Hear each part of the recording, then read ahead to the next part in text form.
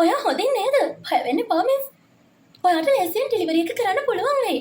බය වෙන්න එපා මිස්. මාව විශ්වාස කරන්න. ඈ? මාත් බය වෙලා ඉන්නේ. සමා වෙන්න.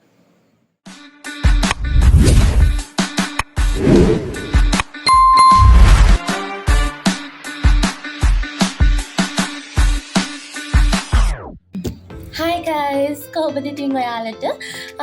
පුංචි වැඩක ඉන්න ගමන් තමයි ඔයාලව මේ විදියට vlog එකකින් එකතු කරගන්නේ. වැඩේ මොකක්ද කිව්වොත් මේ දවස්වල කිව්වට ඇත්තටම ඒක සිලෙක්ෂන් වලින් පස්සේ අද තමයි මට ඩබින් කරන්න ටයිම් එකක් ලැබුණේ. ඉතින් මං අද හවස් වරුවේ ඉඳන්ම තාමත් ඩබ් කරනවා. තව කීපයක්ම තියෙනවා මගේ වොයිස් කට් එකක් ඩබ් කරගන්න. ඉතින් මොකක්ද කිව්වේ නෑ තාමත් මම මොකද කරන්න හදන්නේ කියලා. අපේ කැම්පස් එකේ ප්‍රොජෙක්ට් එකක් විදියට කරනවා රෙසිඩන්ට් ප්ලේබුක්.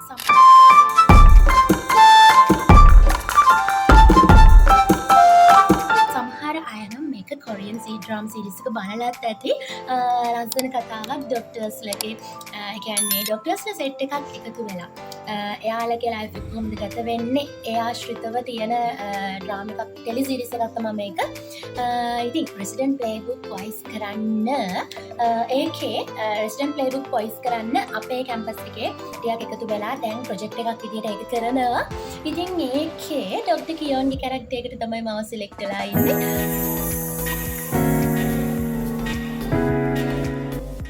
වෙම වොයිස් කරලා මට හරි අමාරුයි. මොකද ඒක සමහර ඉන්සිඩන්ට්ස් තියෙනවා. අර ඇත්තටම ප්‍රසව සහ නාරී වෛද්‍යවරුන් කණ්ඩායමක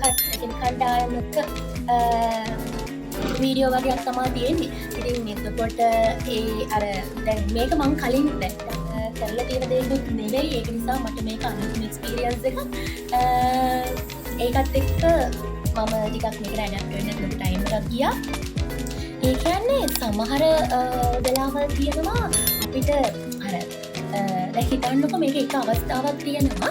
ඒකෙදි මට තියෙන්නේ දැන් එක පේෂන්ට් කෙනෙක්ට බබාව හම්බෙන්න හදනවා. ඒකට බබා හම්බෙන අවස්ථාවේදී ඩොක්ටර් විදියට මම තමයි ට්‍රොලිය තල්ලු කරගෙන යන්නේ. ඒ අවස්ථාවේදී අර මම ඒ කොහොමද කියන්නේ මට දැන් මම ඩබ් කරන්න ගෙනානේ. හැබැයි ඒ වුණාට මම එතන චරිතයට ඇතුළු වෙලා ඒ චරිතය ඇතුළටම ගිහලා තේන්දි ඩබ් කරන්නේ. ඉතින් මම ඔයාලට එකක් පෙන්නන්නම් අරගෙන